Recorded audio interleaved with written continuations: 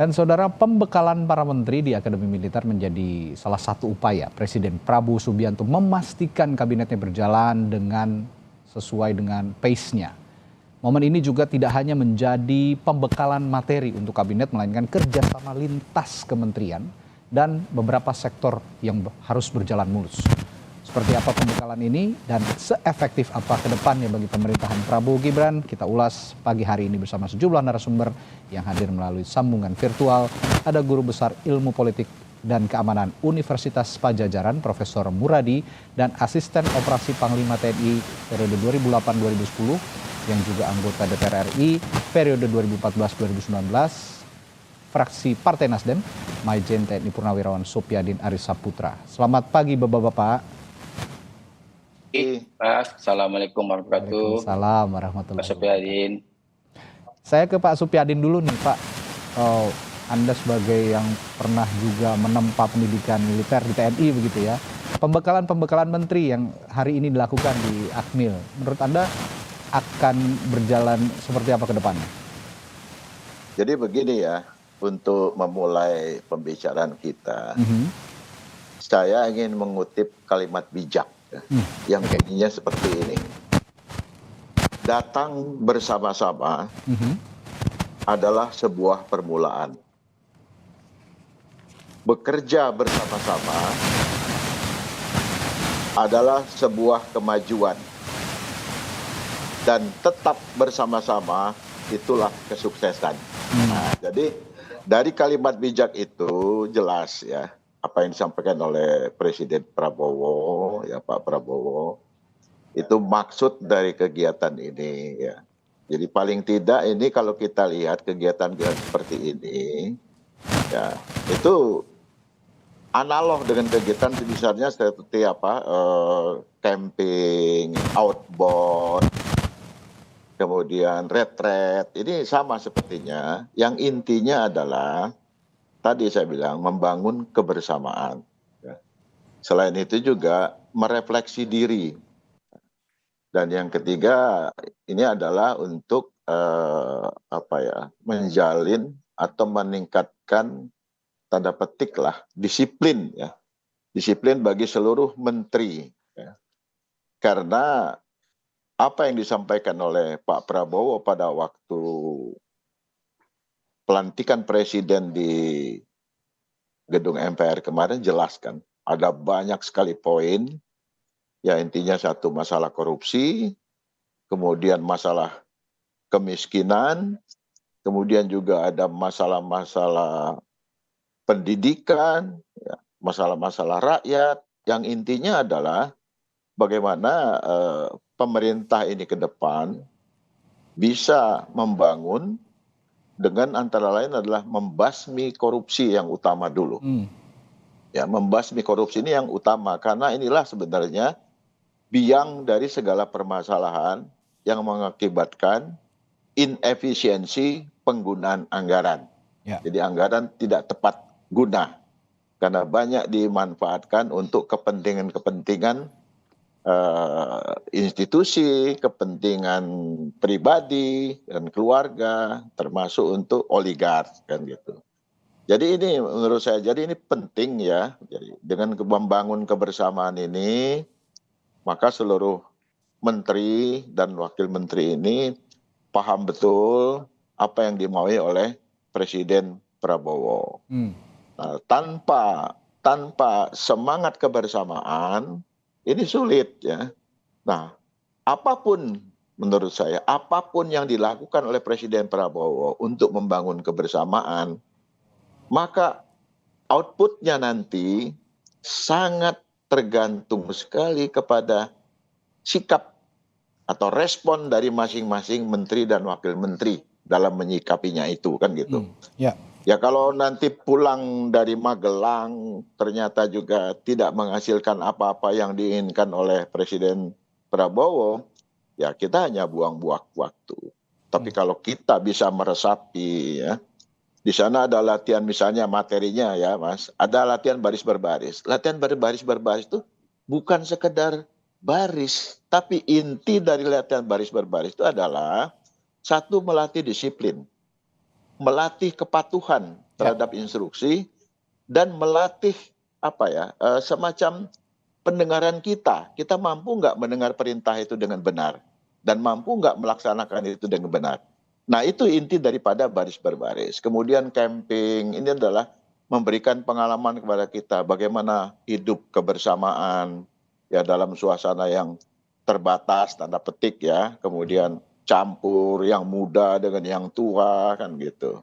Ya. Ini menurut saya sangat bagus kegiatan ini begitu Mas.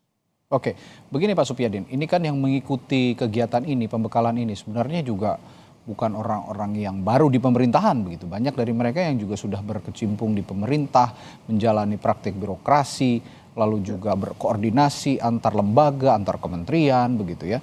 Nah, apakah selama ini juga memang ya sifat ego sektoral itu masih kental di pemerintahan kita, terutama di kementerian-kementerian? Anda melihatnya bagaimana? Ya, saya melihat itu ya. Jadi kadang-kadang kita melihat ya ada Menteri A ngomong ini, Menteri B ngomong lain, padahal pada bidang yang tanda petik sama begitu ya koordinasinya. Nah ini yang tidak boleh terjadi. Jadi ke depan itu memang harus sama-sama, ya. Tidak boleh ada ego sektoral karena pada dasarnya, Mas, tidak ada pekerjaan yang bisa dikerjakan oleh sektoral. Ya. Semua memerlukan koordinasi, semua memerlukan sinergi. Makin baik koordinasi, makin baik sinergi kita, maka outputnya juga akan semakin baik. Gitu. Memang kegiatan seperti ini ada beberapa pihak yang mengatakan, kenapa tidak di Lemhanas? Ya. Nah, itu memang pendapat-pendapat. Tapi outputnya bukan itu. Ya. Jadi kegiatan itu yang penting adalah, tadi saya katakan, membangun kebersamaan, bahwa kita sama-sama ya untuk menuju perubahan yang lebih baik yang diinginkan oleh Presiden Prabowo. Outputnya ke sana saya kira ya. Ya, berjalan bersama-sama untuk mencapai sukses bersama-sama begitu kira-kira pesan yang disampaikan oleh makna kiasan yang diungkapkan oleh Pak Supyadin tadi. Dan saya melihat juga ini outputnya diharapkan kan ada soliditas begitu ya, lalu juga kerja-kerja kolektif. Saya juga minta pandangan dari Prof. Muradi nih Prof. Kalau memang yang ingin dicapai gitu, ini kerja-kerja kolektif seperti yang Pak Supyadin katakan tadi, lalu juga kesuksesan bersama, tidak ada ego sektoral. Apakah metode seperti ini yang sudah paling tepat memang dijalankan di era pemerintahan Prabowo? Ya, kalau saya melihatnya 3 hal, Mas. Yang pertama memang saya agak menambahkan Pak Supyadin ya, bahwa sebenarnya lebih pada soal ini bagaimana memahami leadership style-nya Pak Prabowo. Selama ini kan kesan itu yang kemudian tidak bisa lepas dari beliau, keras, kemudian tanda kutip misalnya emosional dan sebagainya. Dan yang seperti itu yang kemudian coba diintegrasikan dalam struktur kabinet yang ada. Ini kan saya mencatat misalnya ada hampir 38 politisi ya, kader partai. Ada sekitar 30 lebih ya 35 itu kalau tidak salah itu adalah profesional. Kemudian juga ada beberapa belasan relawan. Kemudian juga ada yang lain mantan polisi dan mantan tentara. Artinya memang ini kan keranjang yang sama dalam situasi yang sebenarnya tidak bisa kemudian mudah langsung ditarik ke sana ke sini ya oleh Pak Prabowo. Apalagi Pak Prabowo punya style yang memang nggak bisa berubah. Seperti tadi Pak Sabeni sampaikan misalnya di tentara itu ya udah lebih dari 30 tahun berkarir, itu ya nggak akan berubah. Nah tinggal masalahnya adalah bagaimana acara ini itu bisa kemudian minimal, kalau saya kan minimal ada ice breaking ya, ada upaya untuk melakukan guyup supaya satu dengan yang lain, kalaupun tidak bisa koreksi dengan detail, minimal ada yang namanya pemahaman masing-masing apa yang mereka menjadi lakukan. Pertama berkaitan soal, saya nyebut sebagai sebagai memahami apa yang memang arah gerak pikirannya Pak Prabowo. Itu yang saya kira tidak semua mengerti. Terutama misalnya saya juga mencatat ada hampir sekitar 12 sampai 15 orang itu mantan aktivis yang memang pernah ngalamin dinamika yang tidak cukup baik selama waktu tidak aktivis. Waktu itu Pak Prabowo masih menjadi tentara aktif. Ini juga situasi yang saya kira nggak mudah. Hanya memang dalam dinamika tadi yang Pak Sob sudah disampaikan, ini hanya caranya saja. Ada jurid malah dalam saya kata gitu ya nanti ya. Ada pembekalan dan sebagainya. Tapi kalau melihat materinya kan sebenarnya materi-materi kepemimpinan ya. Materi kemudian bagaimana tidak korupsi, bagaimana nggak melanggar HAM, bagaimana good governance dan sebagainya. Hanya memang dibungkus dalam bentuk yang sifatnya ada outbound begitu kira-kira. Saya sih masih melihatnya, saya pribadi melihatnya masih dalam koridor yang normatif ya, belum sampai pada level misalnya kemarin sama-sama Pak Subyadin kemarin ada bilang ini ada militerisme dan sebagainya. Saya bilang ini tool saja supaya kemudian karena betapapun misalnya Pak Prabowo adalah mantan militer gitu, tapi beliau dipilih secara demokratis dalam konteks pemilu yang normatif gitu. Artinya secara proses saya kira nggak masalah. Yang kedua saya kira perlu dicatat juga ini menyangkut soal bagaimana kemudian daya terima dari masing-masing menteri. Karena begini, usia para menteri kan saya catat ada dari 35 sampai kemudian misalnya hampir 63, 65 ya, bahkan ada yang 70 Pak Syafrin 70 tahun lebih. Ini kan rentang waktu yang secara gap knowledge, gap pemahaman dan sebagainya berbeda. Nah, ini juga saya kira dengan mengumpulkan dari banyak usia, banyak pemahaman dan segala macam bisa kemudian bareng-bareng. Nah, yang terakhir saya kira penting untuk dicatat sebenarnya ini lebih ke soal apakah menteri kabinet ini bisa kemudian memahami betul apa yang menjadi target. Itu penting karena begini, target Pak Prabowo kan dalam contoh misalnya soal ekonomi aja ya. Tadi Pak Sofian kan soal politik dan korupsi ya. Kalau saya lihat secara ekonomi aja misalnya ingin 8% pertumbuhan. Saya kira bukan main-main itu dengan kabinet yang gemuk, dengan orang-orang yang kemudian dari berbagai latar belakang, tidak mudah untuk kemudian bisa mendorong proses itu ke arah sana. Ya, Prof, begini, saya teringat beberapa waktu sebelum dilantik ini Prabowo Subianto sempat mengatakan jangan coba-coba ini masing-masing menteri nanti cari uang dari APBN. Saya masih ingat pernyataan beliau seperti itu. Dan tadi Anda menyinggung juga soal 38 kementerian yang dipimpin oleh menteri dari partai politik. Belum lagi juga yang dari kalangan profesional dan juga relawan. Ini kan punya isi kepala yang berbeda-beda. Punya juga tujuan yang berbeda-beda sepertinya. Tapi sepertinya dengan momen ini, kalau Anda mengatakan momen ini normatif, tapi publik banyak juga yang menganggap bahwa momen ini adalah yang tidak biasa. Momen yang juga dianggap bisa menyatukan isi kepala mereka masing-masing disamakan dengan isi kepalanya Pak Presiden. Jadi satu visi begitu. Nah, kalau begini caranya dengan tujuan yang tadi Anda juga sempat singgung soal gerakan anti korupsi dan segala macamnya dalam tubuh kementerian. Ini apakah juga satu hal yang positif sebenarnya untuk bisa dijalankan 5 tahun ke depan dan mungkin ini akan dilakukan secara periodik begitu? Dalam waktu 3-4 hari kan nggak bisa ngubah orang ya. Ini kan apalagi misalnya kemarin ada ini brainwashing anggota kabinet menjadi militer gitu ya Pak Sofiadin. Saya bilang namanya brainwashing itu bisa 6 bulan, 6 tahun dan sebagainya. Dalam waktu 3 hari, 4 apalagi usianya rentang usianya juga variatif ya dari 35 sampai kemudian 70 tahun. Itu poin pertama. Jadi saya kira kalau dikaitkan misalnya akan nggak boleh ngambil dari APBN, saya harus mencatat juga bahwa ada 3-4 menteri yang kemudian masih tersangkut hukum. Ini saya kira perlu dicatat juga bahwa komitmen Pak Prabowo bahwa kalau nanti tiba-tiba ada hal yang kemudian memproses, saya kira Pak Prabowo harus kemudian konsisten di situ. Artinya ini linear dengan target dari acara ini. Artinya apa, acara ini adalah ingin menyatukan visi supaya kabinetnya jauh dari praktek-praktek yang lampau kan gitu kira-kira. Tapi bukan berarti kemudian yang lampau yang ikut sekarang yang lagi diproses itu kemudian tidak bisa diproses gitu. Itu yang perlu dicatat juga oleh publik bahwa langkah ini untuk upaya untuk kemudian membersihkan, menyatukan irama dan sebagainya, tapi juga tidak bisa kemudian hal-hal yang sifatnya mengganggu itu dibiarkan.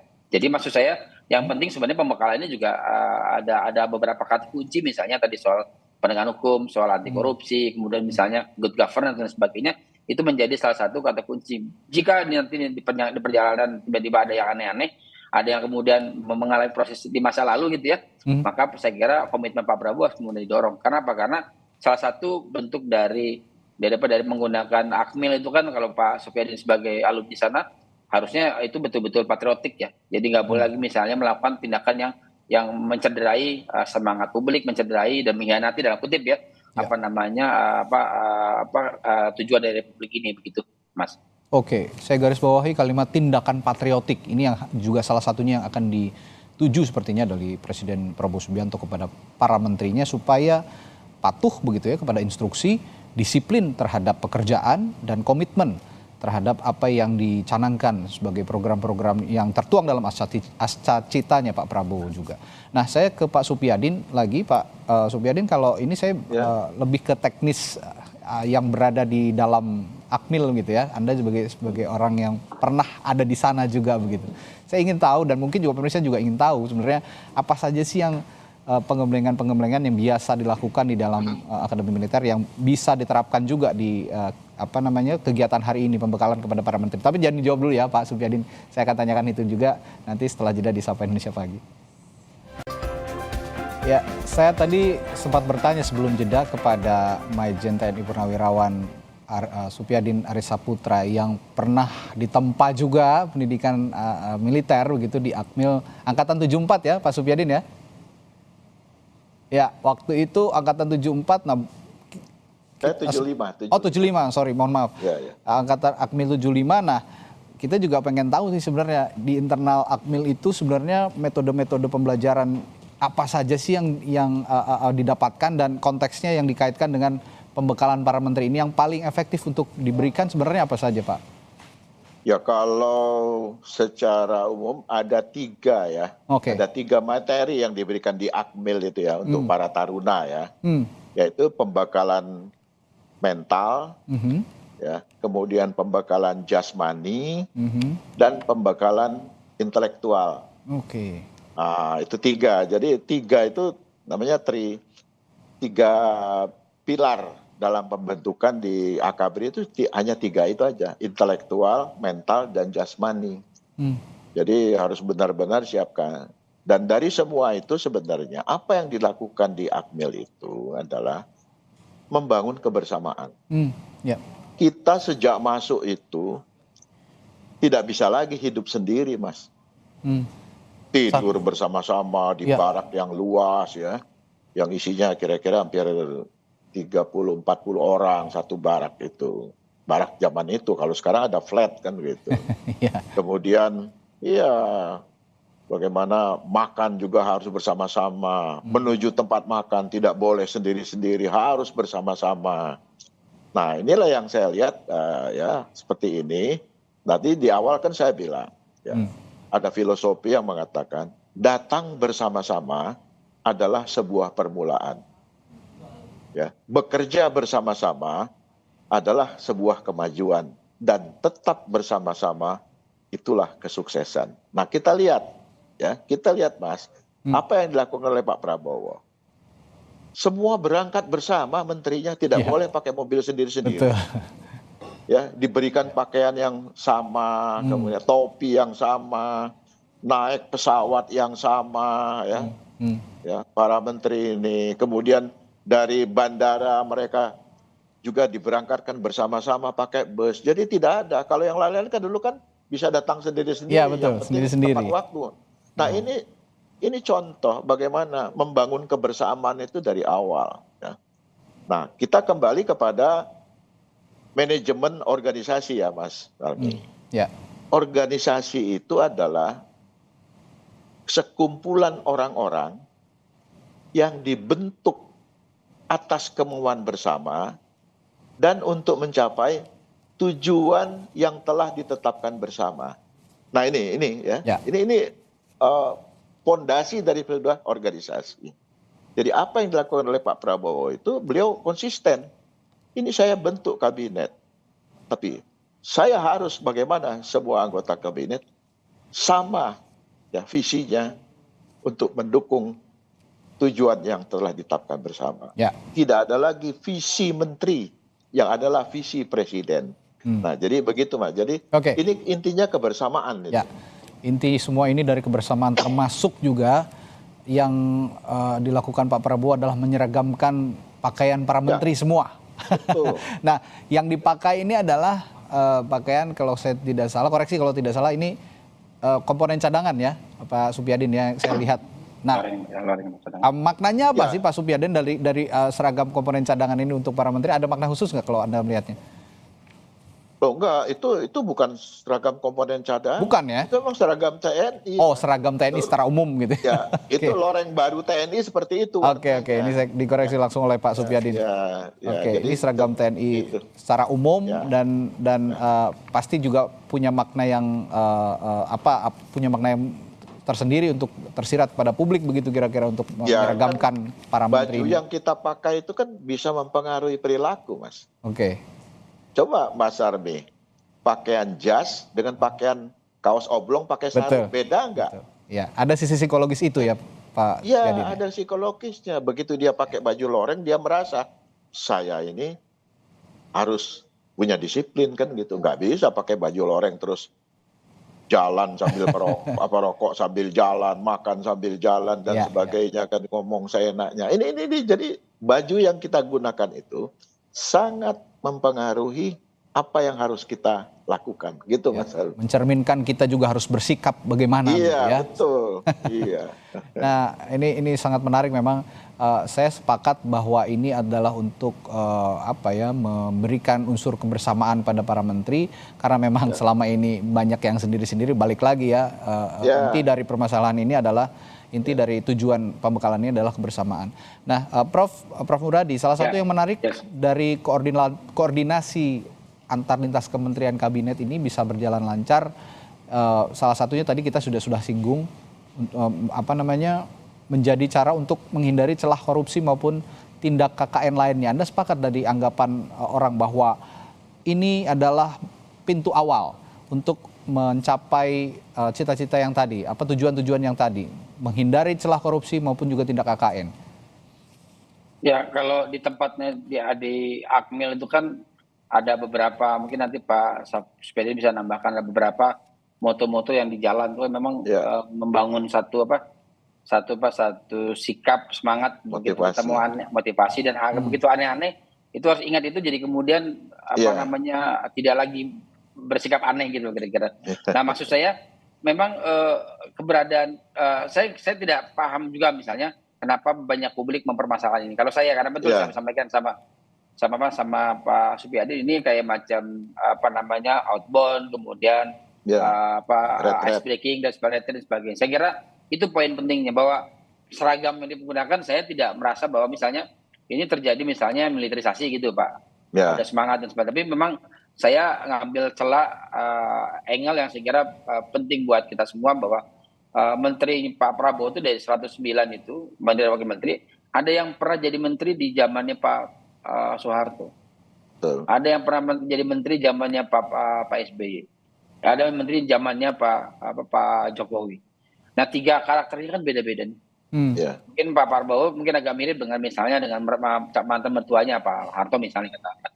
Tapi misalnya Pak SBY yang backgroundnya militer, dia tidak mencoba untuk menggunakan pendekatan manajemen militer ya, yang dalam upaya untuk menjalankan kepemimpinan beliau sebagai presiden di era beliau gitu. Nah, sekarang mungkin hal yang baru, kenapa Pak Prabowo mencoba menggunakan pendekatan sense of militer yang beliau punya selama 30-an tahun lebih, itu kemudian dalam bentuk mencapai tujuan dalam konteks kabinet merah putih ini. Itu poin pentingnya. Nah, kalaupun misalnya ada kekhawatiran yang lain-lain, saya kira memang akhirnya waktu yang akan menjawab itu. Jadi misalnya saya sebutnya misalnya model orang-orang yang kemudian teridentifikasi punya masalah di masa lalu, ya beliau harus punya komitmen misalnya KPK, Kejaksaan maupun Kepolisian untuk memproses secara hukum, misalnya kalau ternyata ada hal yang dianggap merugikan negara dalam konteks menjalankan fungsi-fungsi kenegaraan. Yang kedua, keberadaan mereka di sana lebih pada soal membangun guyup dan memahami betul apa yang dimaui presiden. Karena kita tahu misalnya zaman Pak Jokowi yang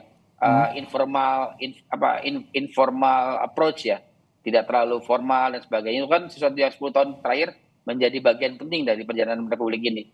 Nah, zaman Pak Prabowo mungkin pengen punya style sendiri. Saya kira publik akan menilai apakah ini lebih efektif yang mana, apakah model-model Pak Jokowi, model Pak SBY atau Pak Harto, bahkan model Bung Karno dulu ya, zaman dulu, atau Pak Gus Dur sebagainya, atau bahkan Bu Mega punya style yang masing-masing presiden punya cara untuk bisa mencapai tujuan dan target dari apa yang menjadi keinginan dari kabinet yang beliau pimpin. Terlepas dari itu, saya kira kita akan tunggu misalnya dalam waktu 3 sampai 6 bulan, apakah ini efektif atau tidak, atau malah sebaliknya begitu kira-kira. Ya, Prof, kalau saya menangkapnya begini, ini juga saya juga akan minta pendapat Anda. Tapi kalau saya menangkapnya begini, Pak Prabowo ini sekarang di beberapa hari memang masih baru, tapi sudah terlihat menurut saya nih, ini humanis ke rakyat, humanis ke masyarakat, tapi disiplin dan tegas ke pejabat-pejabat dan juga termasuk ke kabinetnya. Kesan ini yang kemudian publik melihatnya seperti itu dalam beberapa hari belakangan kepada sosok Presiden Prabowo Subianto. Anda punya kesan yang sama atau ada yang berbeda dari kepemimpinan Pak Prabowo dalam beberapa hari ini? Ya, ada dua.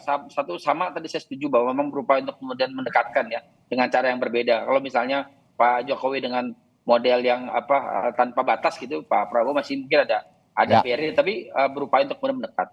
Tapi kemudian satu yang saya kira di kabinet ini juga perlu saya menyebutnya perlu dirapikan betul, misalnya soal kemarin sempat polemik sekap ya. Saya kira Pak Supyadin juga bukan mempertanyakan, menjadi di polemik. Kenapa? Karena misalnya sekap di WhatsApp grup menteri misalnya memberikan tanda kutip ya, memberi instruksi untuk ini itu. Saya kira tidak pas ketika kita bicara sekap, apalagi posisi sekap misalnya diturunkan gereja dari menteri menjadi setara dengan misalnya deputi misalnya. Artinya memang yang model seperti itu juga perlu ditata lebih baik supaya selain kemudian punya makna populis di publik, tapi juga punya penegasan aturan yang jauh lebih bisa dipahami oleh macam saya dan Pak Supyadin, yang memang ini yang kayak gitu mungkin sepele, tapi di masa akan datang akan jadi masalah baru. Kenapa? Karena orang yang kemudian memberikan arahan akan baik misalnya selevel setnek kan gitu ya, supaya kemudian prosesnya jauh merasa teman-teman menteri dan wamen itu dihargai sebagai entitas politik. Kenapa? Karena saya bilang dua ini entitas politik yang memang berlatar belakang dari berbagai unsur, tapi kemudian punya entitas politik yang punya proud yang saya kira perlu dijaga juga supaya kerjanya jauh lebih efektif sebagaimana diharapkan Pak Prabowo sendiri. Oke. Nah ini terakhir saya ke Pak Supyadin. Pak, kalau lihat seorang taruna, seorang anggota TNI, ini kan kita tahu punya jiwa korsa, tadi juga sudah disinggung. Ini semua tujuannya memang untuk kebersamaan, tidak ada yang terbelakang, tidak ada yang paling depan, sama-sama maju bersama begitu. Nah, kalau dalam konteks ini kan kalau di TNI itu pendidikan semacam ini ataupun terapan metode seperti ini diterapkan tidak hanya di level pimpinan tapi sampai ke bawah begitu untuk menjaga kebersamaan itu. Menurut Bapak sebagai orang yang juga pernah mengenyam pendidikan militer begitu dan diterapkan dalam sistem birokrasi di pemerintahan, perlukah nanti pemimpin-pemimpin di kementerian ini juga menerapkan hal yang sama kepada orang-orang yang berada di bawahnya, Pak? Ya, saya kira tidak secara langsung ya. Masing-masing pemimpin itu, masing-masing menteri, wakil menteri kan punya latar belakang yang berbeda. Tapi paling tidak setelah mereka datang ke Akmil, kan mereka juga akan diperlihatkan bagaimana kehidupan taruna ya. Pasti itu saya lihat deh. Bagaimana taruna saat makan bersama, bagaimana taruna dari barak-baraknya menuju kelas, mereka tidak bisa jalan sendiri-sendiri, harus dalam bentuk barisan bersama, bahkan harus lari kan begitu untuk menjaga keselamatan. Nah, saya pikir hal-hal seperti ini nanti ya tanpa harus seorang menteri atau mengatakan, mengumpulkan kepada staf-staf yang ada di kementeriannya, tapi cukup dengan memberi contoh bahwa setelah dia bersama-sama kumpul di Akmil itu ada perubahan sikap ya, ada perubahan cara bicara, ada perubahan bagaimana cara mengatur orang kan begitu. Ya. Ini sangat penting ya. Jadi sekali lagi saya di awal sudah katakan, apapun pembekalan yang diberikan oleh Presiden Prabowo, outputnya kembali lagi kepada pribadi masing-masing. Mau tidak? Ya. Apakah mereka datang ke sana hanya sekedar? Karena kalau kita lihat kan latar belakang mereka ada berapa jenderal di sana kan itu. Kemudian menteri-menteri yang senior, tanpa harus diberikan pengertian-pengertian secara detail mereka sudah paham kok apa yang harus mereka lakukan, karena mereka bukan seperti taruna. Ya kalau taruna kan dia harus di brainwashing, dinolkan itu sikap mentalnya. Nah kalau menteri ini kan tidak, tetapi lebih kepada bagaimana mereka pentingnya membangun kerjasama antar kementerian. Sekali lagi, tidak ada pekerjaan kementerian satupun yang bisa dikerjakan secara sektoral. Mereka membutuhkan koordinasi dengan yang lain-lain, kan begitu. Nah, makanya ada Menko segala macam. Jadi ini penting, Mas ya. Jadi apa yang dilakukan oleh Presiden Prabowo sekali lagi, ini wajar beliau melakukan gitu karena latar belakang beliau militer. Tapi ini bukan militerisasi. Intinya adalah bagaimana membangun disiplin. Disiplin adalah kunci utama untuk mencapai keberhasilan. Maka di militer selalu ada filosofi yang mengatakan disiplin adalah napasku.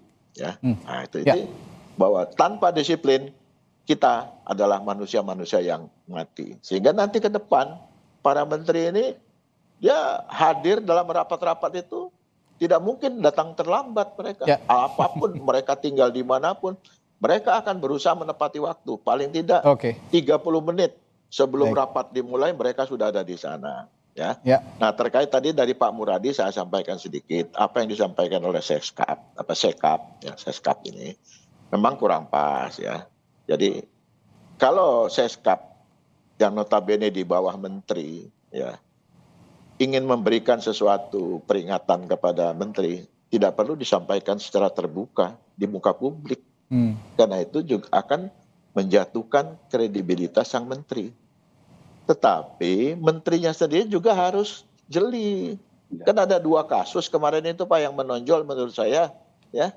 Satu ya Menteri Yuandri ya. Ya. Bagaimana membuat menggunakan surat SK menteri untuk kumpul-kumpul keluarga kan. Ini memang tidak elok. Yang juga harus dihindari ya memang hal-hal seperti ini. Dan hari ini ada di Magelang, ada di Akmil untuk menjalani pembekalan juga untuk menghindari hal-hal semacam demikian. Hal-hal indisipliner semacam demikian. Nah, jadi memang tema besarnya, garis besarnya ada kebersamaan, disiplin untuk tadi juga bahwa ada masalah-masalah korupsi karena menurut Pak Subiadin ini adalah akar masalah soal inefisiensi penggunaan anggaran. Hal-hal seperti ini akan insya Allah akan juga bisa terhindar jika memang menteri-menterinya disiplin, patuh pada aturan dan juga punya visi untuk memajukan bangsa secara bersama-sama karena prinsipnya kebersamaan. Baik, terima kasih Bapak Maijen TNI Purnawirawan Supyadin Arissa Putra, lalu juga Profesor Muradi dari Universitas Padjadjaran telah berbagi perspektifnya pagi hari ini. Dan pagi ini saya mendapat kabar terbaru ini, mereka sedang sarapan menikmati nasi kotak dengan menu gudeg katanya. ini satu hal yang sederhana yang bisa juga jadi contoh untuk kita semua dan para menterinya dan dilakukan bersama-sama. Makan bareng dengan presiden dan wakil presiden juga katanya. Iya, nggak boleh makan sendiri-sendiri. Oke, ini dilakukan secara bersama-sama. Semua menunya sama, nasi kotak isinya gudeg katanya. Oke, terima kasih Bapak-bapak. Sehat selalu, sampai jumpa lagi lain waktu.